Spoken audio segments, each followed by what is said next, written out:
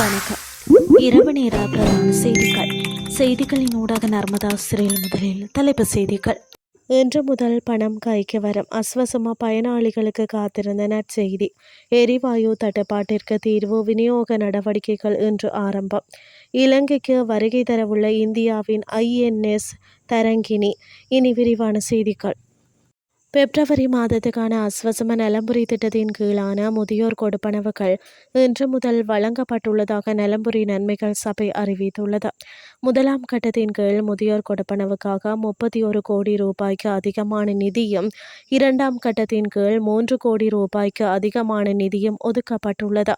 இந்த திட்டத்தின் மூலம் சுமார் 89,375 பேர் பயனடைவார்கள் என எதிர்பார்க்கப்படுகிறது.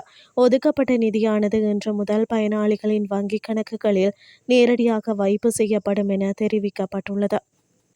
இலங்கையில் நிலவி வரும் சமையல் எரிவாயு தட்டுப்பாட்டை நிவர்த்தி செய்யும் வகையில் அடுத்த 36 மணித்தியாலத்திற்குள் நாடு தழுவிய ரீதியில் எரிவாயு விநியோக நடவடிக்கைகள் முன்னெடுக்கப்படும் என லாப்ஸ் எரிவாயு நிறுவனம் அறிவித்துள்ளது.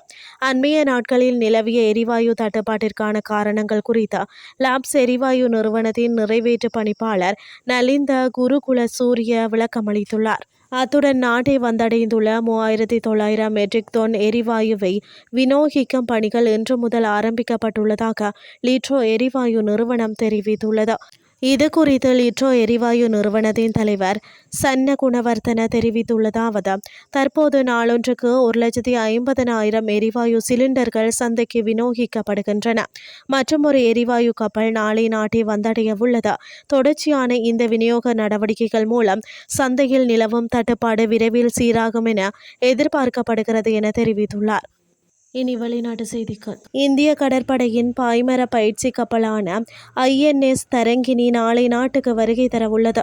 பிப்ரவரி 27 நாளை முதல் மார்ச் 27 வரை திருகோணமலை துறைமுகத்தில் கடற்படை சார் நடவடிக்கைகள் ஈடுபட உள்ளன.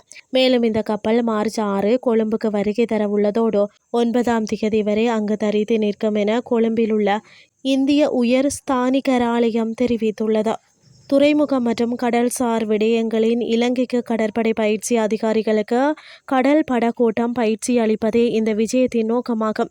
கடற்படை தளபதி நிதின் கச்சரால் கட்டளையிடப்பட்ட இந்த கப்பல் சர்வதேச கடற்படை மதிப்பாய்வு 2026 பங்கேற்ற பிறகு விசாகப்பட்டினத்தில் இருந்து திரும்பும் பாதை உள்ளது.